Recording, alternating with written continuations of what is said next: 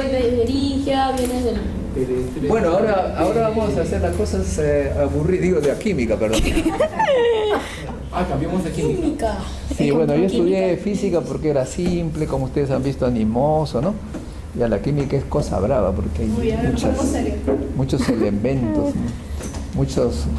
La tabla periódica me pregunto. La tabla uy, periódica ya estoy loco ya. eso ya es bravo, ya. Pero, Estaba con 17. pero ya. Vanessa Oyola enseña la química menos aburrida que lo que aparece en el colegio. Y ella es química de la Universidad Peruana Cayetano Heredia. Ah, de Cayetano. Y que ha venido acompañada de dos jóvenes compañeros quienes van a estar aquí con ella. Melissa. Preséntate, ¿ves? Por favor. Buenas tardes, mi nombre es Melissa Castro Montesino y pertenezco, al igual que Vane y Kevin, a la ACS Chapter Perú. ¿A quién? ¿A qué? Chapter Perú. ¿Cómo era su nombre? Disculpe. Chapter, Vanessa. capítulo Perú, Capítulo peruano. de la American Chemical Society. Porque la central está en Estados Unidos. Ah. Capítulo original. Bueno, Estados Unidos tiene varias sociedades, pues. La Sociedad de Física, la asociación se llama, allá, la de Química, la de Ciencias, etc. Y como Estados Unidos es la potencia, tiene capítulos por países. Acá tenemos a los gringos de la... quienes muy amablemente han querido colaborar con nosotros, junto con Vanessa. Y ellos se van a hacer cargo de la parte química. Ok. Gracias. Entonces, Muchas aplausos. gracias, doctor. Muchas gracias. Bien. Una pregunta, profesor. Cuando usted fue a Europa, ¿usted fue a la ESA? Doctor, ¿tiene, Yo soy físico nuclear. disculpe, ¿tiene el control, doctor? No tiene. Está bien. Por favor, lo pasas. Bien. Sí. Ya bien. Bueno, buenas tardes otra vez con todos. El doctor ya me presentó. Vamos a ver un poquito de lo que es química, ¿sí?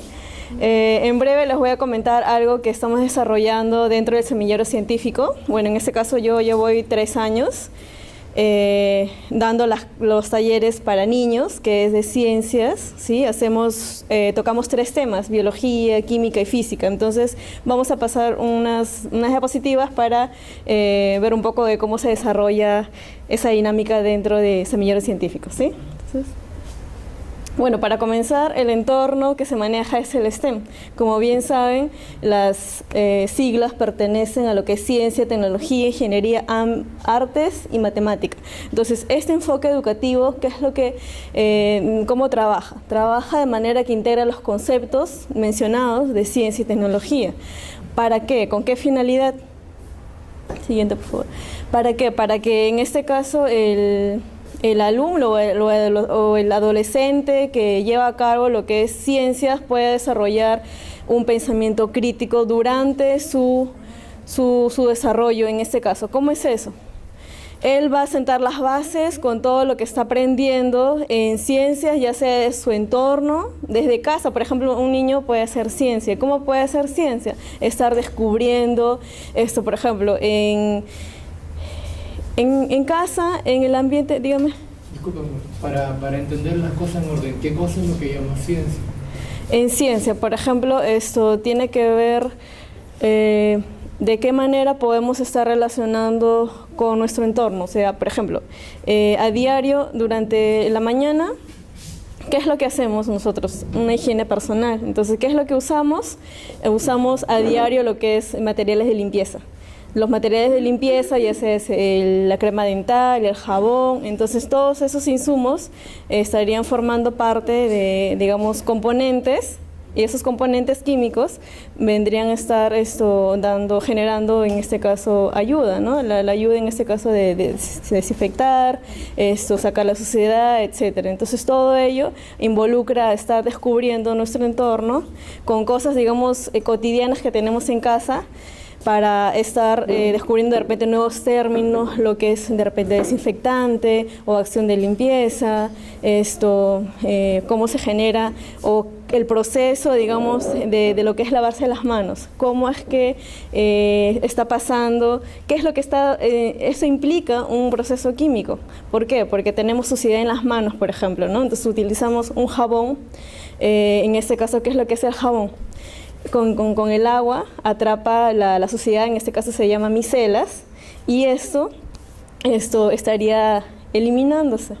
Entonces es una forma de acción desinfectante, por ejemplo, ¿no? Entonces todos esos términos son adquiridos desde temprana edad, digamos, desde el niño que se encuentra, desde que el niño comienza a descubrir, a estar en contacto con su entorno y todo lo que le llama la atención, comienza a estar de poco a poco adquiriendo esos términos, digamos que desde temprana edad son técnicos, mientras que de repente los adultos o que ya de repente estamos entrenados, esto ya para nosotros se nos hace un poco más común, ¿no? ¿Me dejo entender? Todavía. En resumen, sería algo así como un conjunto de conocimientos que el hombre adquiere de la naturaleza para poder adaptarlo y aprovecharlo de la manera más óptima, algo así. Exactamente. Sí. Muchas gracias. Bien, entonces vamos a seguir continuando. Bueno, ese es un estudio realizado, por ejemplo, con una investigadora argentina, en este caso es Melina Furman, que extraigo algo de su texto que menciona lo siguiente, ¿no? En países como Argentina, Brasil y Colombia, más de la mitad de los jóvenes no puede reconocer la variable que se mide en un experimento. Ahora, o diferenciar entre un modelo y el fenómeno que se modeliza. Entonces, ¿qué es lo que están trabajando mucho en los colegios? Que en este caso llevan a cabo lo que es ciencias.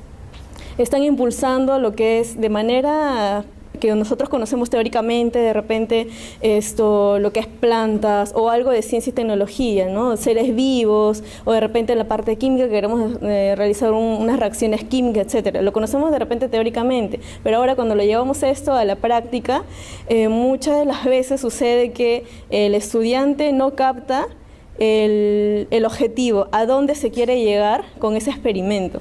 Entonces, eso se tiene que estar trabajando mucho a la par. ¿Para qué? Para que cuando se comienza a modelar un experimento bastante sencillo para poder entender un tema, digamos, teórico, de repente nos hace muy difícil, o la química, etcétera, o la biología, ¿no? Entonces, centrar qué es lo que queremos para ir encaminando a los jóvenes o niños que quieren estudiar, llevar ciencia. Entonces, uno de los puntos importantes que creo yo y he visto en la mayoría de alumnos es la curiosidad. La curiosidad es algo innato que está en la persona que desea aprender, ¿no? que desea aprender ciencia. Entonces, que nos permite explorar, conocer y expandir el conocimiento de su entorno y su experiencia. Por ejemplo, esta foto es captada de una alumna, todos son alumnos de acá de Semillero Científico. Entonces, en una mañana en verano, lo que habíamos realizado es observar las células de la cebolla en microscopio. Entonces, ellos, ¿qué cosa han tenido que realizar previamente? Han tenido que realizar un corte a este tejido vegetal muy, muy fino, ¿no? Para que después pueda ser plasmado en unas láminas y estas visto a través del microscopio. Entonces, la inquietud de repente descubrir algo microscópico que está dentro de un fruto, que forma parte de un fruto, de un vegetal, etcétera, entonces causa mucho la atención, ¿no? En este caso hemos hecho con un fruto y también lo habíamos hecho con células de la boca, ¿no? Bueno, eso fue en otra oportunidad. Y después, otra cosa que también es importante es la motivación. Entonces, la motivación, el estar ahí despierto por qué te mueve, hace que la ciencia sea más divertida y también que lo puedas comprender más, ¿no? Por ejemplo, en esta imagen lo que vemos acá es un grupo de niños que está haciendo ese experimento de cómo se infla un globo. Entonces, cómo se infla un globo sin soplarlo, ¿no? Entonces, en este caso lo que han mezclado son dos sustancias que reaccionan y comienza a expulsar un gas, ¿sí? Entonces ahí les llama mucho la atención ese experimento o el título del experimento. Entonces ahí y ya pues se les ve justamente en los rostros, está muy reflejado cómo es que les llama la atención, les gusta, ¿no? Hacer lo que están haciendo, lo que están experimentando. Y lo otro también es preguntarse, ¿no? ¿O qué crees que pueda pasar en este experimento? ¿Cuál es tu hipótesis? Predice algo que puede acontecer. Entonces eso también les ayuda a formular sus ideas. Siguiente. Y otra cosa también importante, ¿no? A veces todos decimos, no, que sí me acuerdo, etcétera. Entonces siempre es bueno tener como que un manual o un cuadernito. A ellos se les da una guía, entonces ahí van anotando sus ideas o algo de lo que han observado del experimento, en las cuales que más adelante cuando quieran reproducir el experimento en su casa, porque la mayoría son experimentos cotidianos, entonces ya lo pueden reproducir, ¿no? Otro punto que también tenemos en cuenta, el observar. Cuando se observa algo, muchas veces tenemos el conocimiento de que solamente con la vista, ¿no? Involucra más cosas. El tocar con los tactos. Por ejemplo, aquí el alumno de arriba había preparado un polímero que es elástico, que lo conocen como slime o poag. Entonces, y al final el producto se tiene que, en este caso, no solo ver, sino tienes que evaluar las características, cómo es. Entonces tienes que, ¿no?, tocarlos con las manos, en este caso descubre ya es elástico. ¿Qué es un polímero, no? Un polímero es... Dígame. El plástico es un tipo de polímero. El polímero es la conformación de varios monómeros. En otras palabras, imaginémonos que tenemos una soga. De esa soga comenzamos a hacer nudos intercalados. Vamos a tener una hilera enorme con varios nudos. Entonces, cada uno de esos nudos es una unidad repetitiva, ¿no es cierto? Entonces, así son los polímeros. ¿Pero de diferentes elementos? Sí, diferentes composiciones o pueden ser iguales composiciones. Ahí ya se deriva los polímeros que son homólogos, heterogéneos, etc. ¿Y eso qué sería? Ese es un tipo de polímero que es ramificado. Son dos sustancias que se han mezclado, en este caso el bórax con la goma que tiene alcohol polivinílico. El bórax lo que hace es entrelazar, es como si fuese una malla, entrelazada. Y bueno, eso es lo que hay químicamente, ¿no? Pero lo que observan al final es algo que es elástico. ¿Los polímeros son creados artificialmente o hay polímeros naturales? Hay polímeros naturales. Por ejemplo, la celulosa, en lo que es en las plantas. Ya, en plantas. Sí, eso es natural. La celulosa. Celulosa. Celulosa. Y por ejemplo, el papel toalla, está hecho de celulosa, ¿no? Ya. En este caso, eso es un tipo de polímero. ¿Qué otro tipo de polímero? Tenemos nuestra propia ropa. La ropa es sintética. Entonces, bueno, se utiliza parcialmente, ¿no?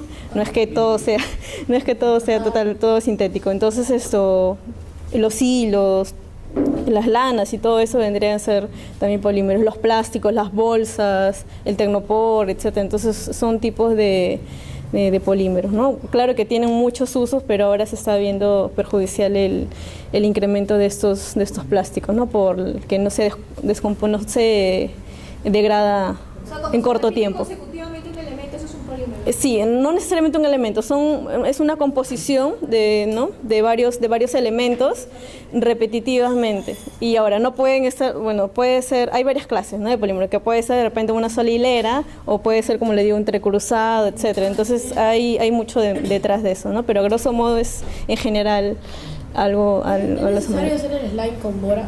No, puedes hacerlo con detergente líquido, con espuma afeitar también. ¿Cómo afeitar? Sí, no necesariamente bórax. Hay cosas que reemplazan como el detergente.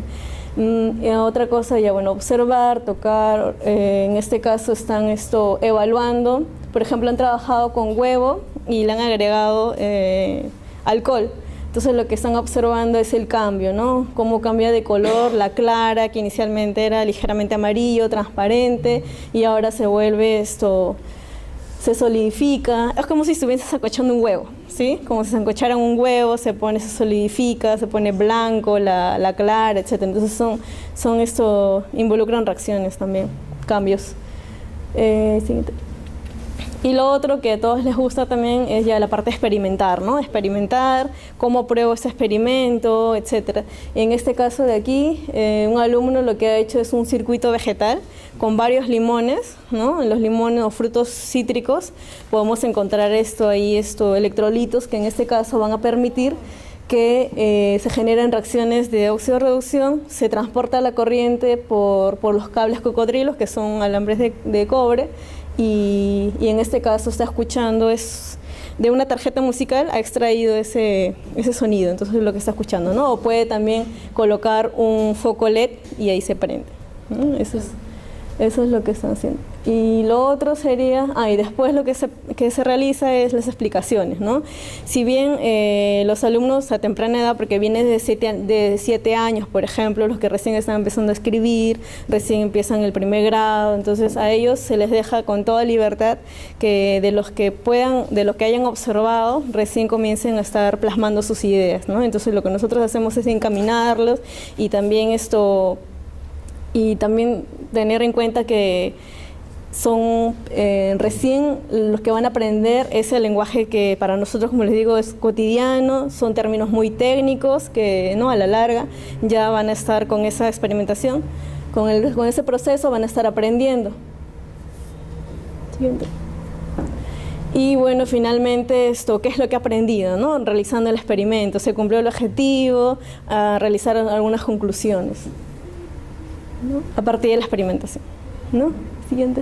Claro. Ya. A veces a los chicos les gusta más hacer el experimento, sí, para comprobar lo que le han dicho o le han explicado en clase. Ajá, exactamente. Entonces ahí también se ve mucha dificultad de alumnos en las cuales, como tú dices, ¿no?, le gusta hacer mucho el experimento y después, pero no escribir, o les cuesta mucho de repente escribir, o no quiero escribir. Siempre también se observa ese pequeño detalle, ¿no? Pero la cuestión es también incentivarlos a que ellos, con sus propias palabras, comiencen a redactar, para que se vayan acostumbrando también.